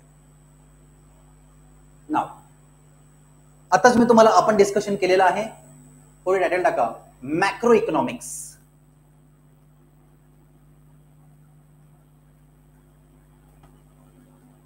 Macro economics. बघा, आताच आपण शिकलो इकॉनॉमिक्सचं मॅक्रो इकॉनॉमिक्सचं डेफिनेशन वगैरे वगैरे जे आहे आपण या ठिकाणी आपण जस्ट शिकलेलो आहेत. आता मी तुम्हाला याचे एक्झाम्पल सांगणार आहे. बिकॉज वाय, की आता डेफिनेशन जरी समजलं असलं बरोबर आहे तरी सुद्धा या ठिकाणी तुम्हाला त्याचे एक्झाम्पल्सवर काय होत प्रश्न येतात. बघा, आता व्हॉट इज मॅक्रो इकॉनॉमिक्स, बरोबर आहे की नाही. The study of economic wide phenomena, मोठ्या लेवलला किंवा मोठ्या पातळीला ज्याचा अभ्यास केला जातो त्याला आपण या ठिकाणी काय म्हणू, या ठिकाणी समष्टी अर्थशास्त्र म्हणू. मग कशा कशाचा, तर या ठिकाणी एकूण राष्ट्राचं उत्पन्न, इथे उत्पन्न, उत्पादन, राष्ट्राचं एकूण उत्पादन काय आहे त्याचा अभ्यास आहे. इथे काय अनएम्प्लॉयमेंट, बेरोजगार काय आहेत याचं उत्पन्न आहे. या ठिकाणी एकूण चलनवाढ, एकूण चलनवाढ याचं उत्पन्न आहे. त्यानंतर इंटरेस्ट रेट, सध्या व्याजदर काय आहे याचा एकूण देशाच्या तुलनेत, लक्षात ठेवा, याचा एकूण देशाच्या तुलनेत अभ्यास म्हणजेच हा समष्टी अर्थशास्त्राचा काय आहे या ठिकाणी मुख्य गाभा आहे. क्लिअर आहे, एकदम सोपे सोपे शब्दात आहे. पुढे मग समष्टी अर्थशास्त्र याचं महत्व काय बाबा, why we studies macro economics. आम्ही का अभ्यास करायचा, आम्ही काय समजून घ्यायचं, बरोबर आहे की नाही, का याच्या पाठीमागं काही महत्वाचे कारण आहेत की का बरं मॅक्रो इकॉनॉमिक्सनी काय होईल. सगळ्यांना समजतंय का, सगळ्यांना समजतंय. खूप लेक्चर इंटरेस्टिंग, लक्षात ठेवा. सिंपल साध्या साध्या शब्दामध्ये तुम्हाला मी सांगत आहे, ताकी हे लेक्चर तुम्हाला समजलं नाही एकदा तर पुढचं तुम्हाला सगळं समजून येईल, सगळं म्हणजे सगळं समजेल. क्लिअर. नाव आता हे समजून घ्या. पुढे वाय वी स्टडी एक, याच्यामुळे आपल्याला काय होतं माहित आहे का, आपल्याला अर्थव्यवस्थेचा परीक्षण और अंदाज येतो. काय येतो आपल्याला याच्यामुळे अर्थव्यवस्थेचं परीक्षण होतं. म्हणजे अर्थव्यवस्था कशी चाललेली आहे, अर्थव्यवस्थेमध्ये कशाची कमतरता आहे, अर्थव्यवस्थेमध्ये बेरोजगारी काय आहे, भाववाढ काय आहे समजून येतं. दुसरा ट्रेड सायकल अनालिसिस, म्हणजेच काय, हे जे व्यापार चक्र आहेत, व्यापार चक्र याचं आपल्याला विश्लेषण करता येतं. बरोबर आहे. व्यापार चक्र म्हणजे काय, मंदी, तेजी, हे बघा तेजी मंदी याला काय म्हणायचं, व्यापार चक्र. याचा आपल्याला काय होतो, अंदाज येतो. इकॉनॉमिक पॉलिसी, आर्थिक धोरण. आता लास्ट वीक मध्ये आपलं बजेट प्रसिद्ध झालंय. आर्थिक जे धोरण आहेत, आर्थिक धोरण राबवताना याचा फायदा होतो. क्लिअर आहे. त्यानंतर पुन्हा बघा down size of effects of inflation deflation, म्हणजेच काय, किंवा चलनवाढ जी आहे, जी चलनवाढ आहे आणि चलन घट जी आहे याचा आपल्याला काय होतो, अंदाज येतो. म्हणून आपल्याला याचा स्टडी करायचा आहे. फॅसिलिटीज मटेरियल वेलफेअर, बरोबर आहे की नाही. तर हे कल्याण किती करायचं आपल्याला, कल्याण आहे ना, त्याचा आपल्याला अंदाज येतो. त्यानंतर रेग्युलेट द इकॉनॉमिक सिस्टीम, अर्थव्यवस्था जी आहे याचं आपल्याला नियमन करता येतं. म्हणजे कसं नियमन करायचं बाबा, लोकांच्या हातामध्ये जर जास्त पैसा झाला तर काय करायचं, व्याजदर वाढवायचे, कठीण पैशाचं धोरण राबवायचं. पुढे resolution of resolve of economic issue, आर्थिक समस्या ज्या आहेत, आर्थिक समस्याचे काय आहे, सोडवणूक, आर्थिक समस्याची सोडवणूक. इकॉनॉमिक डेव्हलपमेंट, एकूणच काय, आर्थिक विकासाची सध्याची परिस्थिती काय आहे याचा सुद्धा आपल्याला काय होतो रे, याचा सुद्धा आपल्याला अंदाज येतो. या सगळ्या गोष्टी साध्य करण्यासाठी आपल्याला कशाचं महत्व आहे, तर आपल्याला हे समष्टी अर्थशास्त्र जे आहे याचा आपल्याला अभ्यास करणं अतिशय गरजेचं आहे. क्लिअर आहे पर्यंत ना. पुढे अर्थशास्त्राचे निर्देशांक आहेत, आर्थिक वाढ, बरोबर आहे. आता हे जे समष्टी अर्थशास्त्र आहे याचा एक निर्देशांक आहे बाबा की आर्थिक वाढ कशी होते, आहे ना, आर्थिक वाढ कशी होते. आर्थिक वाढ जर चांगली होत असेल तर आपल्याला समजून येतं की बाबा समष्टी अर्थशास्त्राने आपल्याला काय दिलेलं आहे, चांगलं ज्ञान दिलेलं आहे किंवा ती अर्थव्यवस्था चांगली या ठिकाणी परफॉर्म करत आहे. दुसरं एक इंडिकेटर आहे काय, व्यवसायिक चक्र आहे ना, व्यवसाय बिझनेस सायकल म्हणतो. तर रोजगार आणि राष्ट्रीय उत्पन्नातील अल्पकालीन बदलामध्ये योगदान देणाऱ्या आणि प्रभावित करणाऱ्या घटकावर लक्ष केंद्रित करतो, ज्याला आपण सामान्यतः आर्थिक चक्र असं म्हणतो. क्लिअर आहे. म्हणजे बाबा की कुठे अतिशय अर्थव्यवस्था, कोणत्या सेक्टरमध्ये अतिशय अर्थव्यवस्था वरच्या लेवलला गेली, कोणता अर्थव्यवस्था सेक्टर अगदी डाऊनफॉलला आहे, हे आपल्याला काय होतं या व्यवसाय म्हणजे बिझनेस सायकलमुळे समजून येतं. थोडक्यात समष्टी अर्थशास्त्र आणि याचे हे दोन्ही इंडिकेटर आहेत. लक्षात ठेवा, समष्टी अर्थशास्त्राचे इंडिकेटर म्हणून तुम्हाला प्रश्न येऊ शकतो, खालीलपैकी कोणते दोन समष्टी अर्थशास्त्राचे निर्देशांक आहेत. त्यातला पहिला आहे आर्थिक वाढ, विकास नाही, लक्षात ठेवा, आर्थिक विकास नाही, आर्थिक वाढ. आणि या ठिकाणी काय आहे, व्यवसाय चक्र. लक्षात, व्यवसाय चक्र.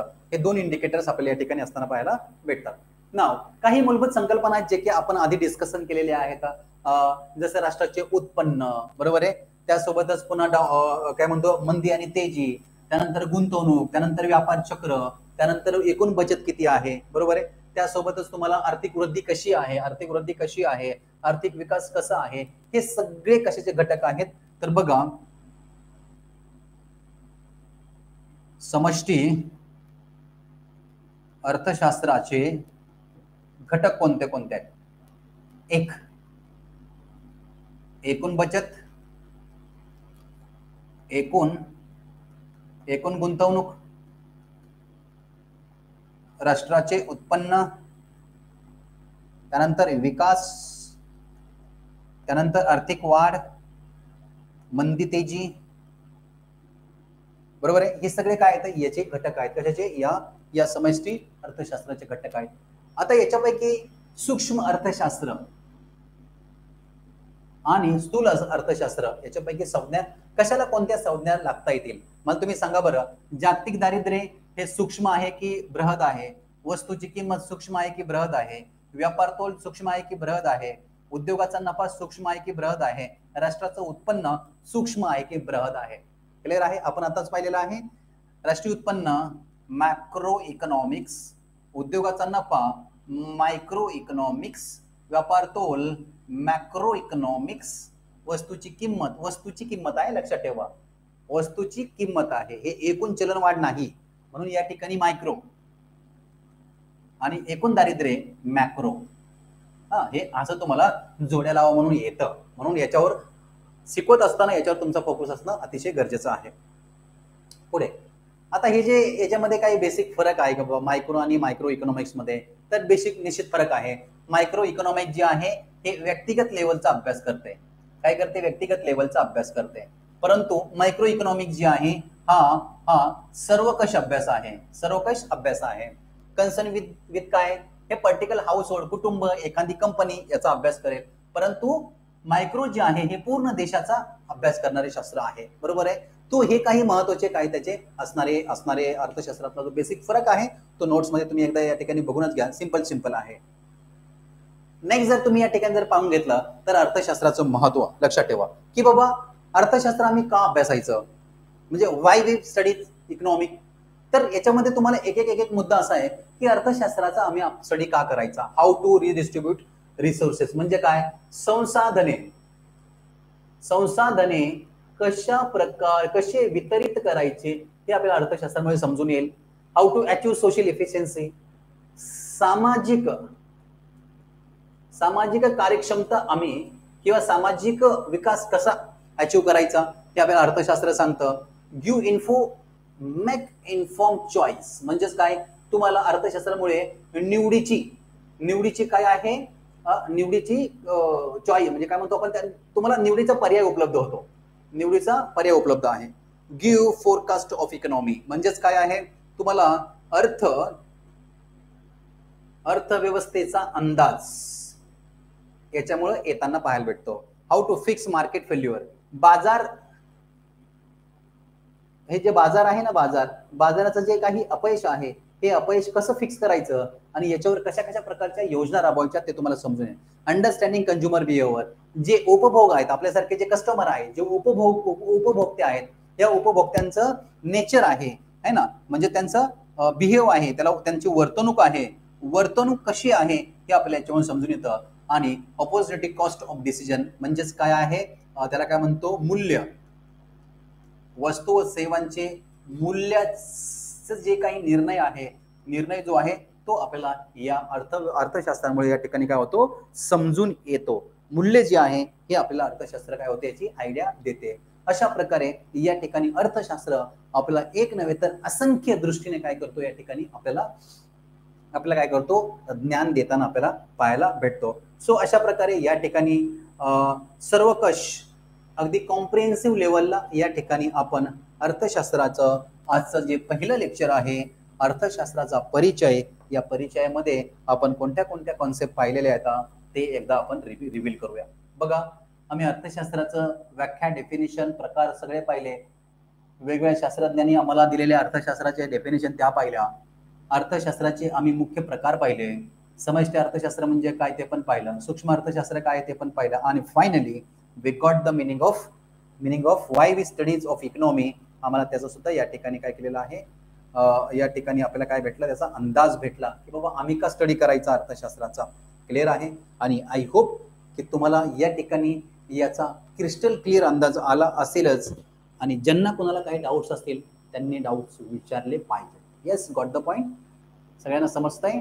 हा, शिकवणी सगळ्यांना समजते आणि समजलीच पाहिजे सगळ्यांना, बिकॉज तेवढी काही अवघड नाही आहे. क्लिअर आहे? येस, सगळ्यांना समजलेलं आहे आजचं लेक्चर.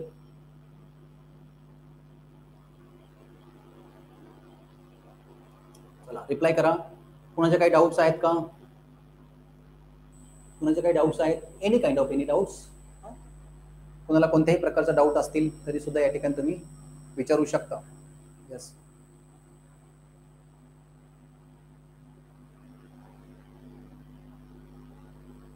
ते ॲपमध्ये सगळ्या पुस्तकांची लिस्ट वगैरे दिलेली आहे. ॲपमध्ये सगळ्या पुस्तकांची वगैरे लिस्ट दिलेली आहे. ॲपमध्ये तुम्ही एकदा बघू शकता. येस, सगळ्या पुस्तकांची लिस्ट आपण प्रोव्हाइड केलेली आहे ॲपमध्ये.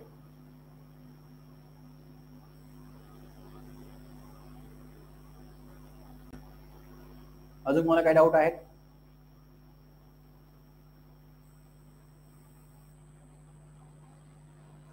येस, टीचिंगच्या बाबतीत कोणाला काही डाऊट आहे? कोणती संकल्पना समजलेली नाही आहे, समजलेल्या आहेत असं काही आहे का डाऊट्स? चला,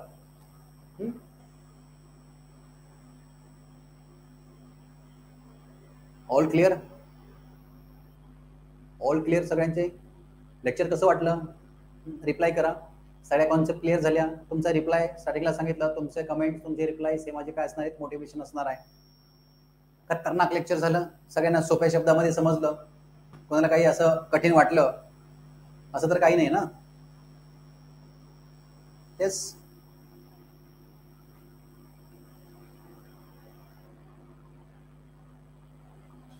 येस, क्लिअर सगळ्यांना? सगळ्या विद्यार्थ्यांना सगळ्यांना क्लिअर झालेलं आहे? मला कमेंट दिसत आहेत सगळ्यांचं.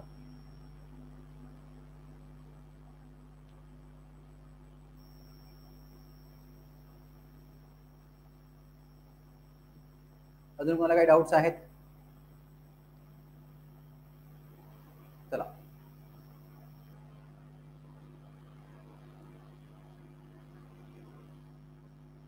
Crystal clear? रिप्लाय करत जा ताकी मला समजेल. म्हणजे एक 10-15 सेकंदाचं लॅगिंग असेल है ना, जे मी बोलतो ते आणि पाठीमाग.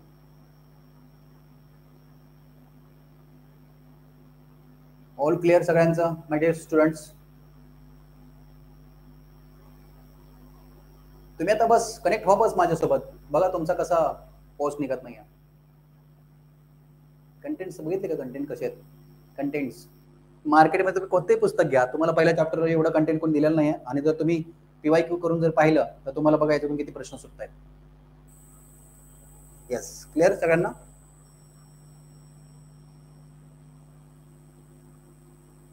चला, सगळ्यांना सगळे प्रश्न क्लिअर झालेले आहेत. आजचं लेक्चर मी असं समजू शकतो की आजचं लेक्चर या ठिकाणी सगळ्यांना समजलेलं आहे. कोणाला काही डाऊट राहिलेला नाही आहे.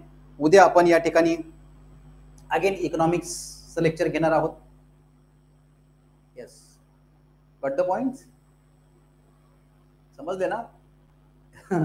इथे सगळं क्लिअर करून घ्यायचं. लक्षात आलं का? काही समज नाही तर लगेच विचारायचं. असं कधीच नाही समजायचं की हे ऑनलाईन क्लास आहे मग मी कसं विचारू. ऑनलाईन क्लासेस मध्ये उलट हा फायदा आहे की कोणी विचारणाऱ्याचा चेहरा दिसत नाही.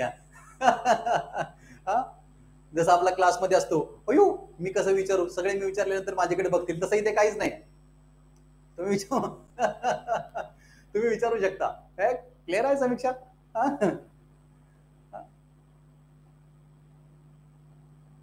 येस, सगळ्यांना क्लिअर ना? आता उद्या आपण एक याच्या पुढचा चॅप्टर सुरू करूया. आज सगळ्यांना क्लिअर झालं ना? वा, तुम्हाला काही डाऊट नाही याचा अर्थ माझं आजचं लेक्चर कामी लागलं. मला रात्री खूप छान झोप लागेल. चला, मी आज मुलांसाठी डिलिव्हर केलेला आहे. सो आपण उद्या भेटूया. कोणाला काही अजून डाऊट्स असतील तर ऑफिसच्या नंबरवर तुम्ही या ठिकाणी मॅडमशी शेअर करत जा, माझ्याकडे ते तुमचे प्रश्न येत जातील. बरोबर आहे. आणि हे शिवधनुष्य आपण 1 इयर मध्ये पेलणार आणि एका दणक्यात सगळ्यांचं सिलेक्शन करून देणार. तुमच्यामुळे सिलेक्शन होणार असतंय, माझं फक्त त्याच्यामध्ये हातभार असणार आहे. दॅट्स इट, बाकी दुसरं काही नाही. ओके, सो आपण उद्या भेटूया. I wish you all the best सगळ्यांना. तुमच्या एमसाठी, तुमच्या गोलसाठी आपण उद्या भेटूया ठीक 7 वाजता. I once again I wish you all the best. Thank you.